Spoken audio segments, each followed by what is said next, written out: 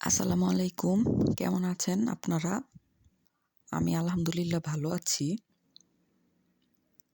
সন্ধ্যার পর আমি বাসা থেকে বের হলাম ২০২৫ ডিসেম্বর। এখানে দেশ তো খ্রিস্টানের দেশ। তো ইতালিতে তো সবই খ্রিস্টান বেশিরভাগই। ওদের তো ক্রিসমাস করা হয়। ওরা দেশের মধ্যে প্রচুরভাবে বিয়ে বাত্তির মতো সাজানো করে। এত সুন্দরভাবে সাজিয়েছে, তো আমি বাসা থেকে বের হওয়ার পরে চিন্তা করলাম যে একটা ভিডিও তৈরি করি। ভিডিও করলে দেখা যাবে বা আমি আমার পেজের মধ্যে ছাড়তে পারবো। এর জন্য ভিডিও করতে নিয়েছি। ভিডিও করতে নিয়ে আমার চোখ দুটো জুড়িয়ে যাচ্ছিল। এত এত এত লাইটিং, অনেক লাইটিং করেছে।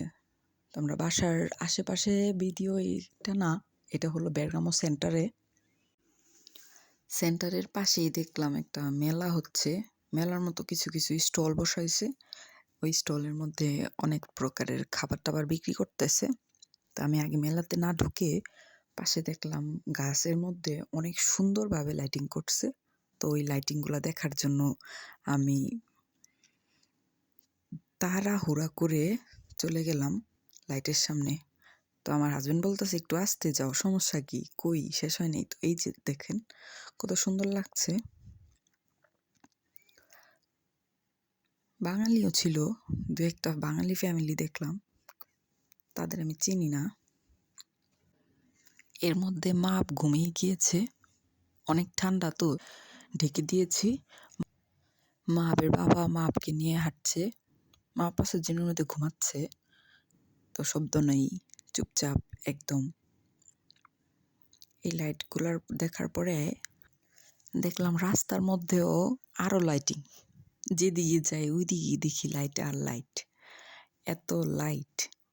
বিয়ে বাড়ি তো বললামই তো একটু আগে যে বিয়ে বাড়ি শেষ হয়ে গিয়েছে। মেলাতে যাওয়ার সামনেই দেখলাম অনেক বড় একটা চড়ক গাছ, পুরাটা লাইটিং করানো। তারপরে মেলাতে প্রবেশ করার ফার্স্টেই দেখলাম দুইটা মূর্তি অনেক সুন্দর করে আবারও লাইটিং।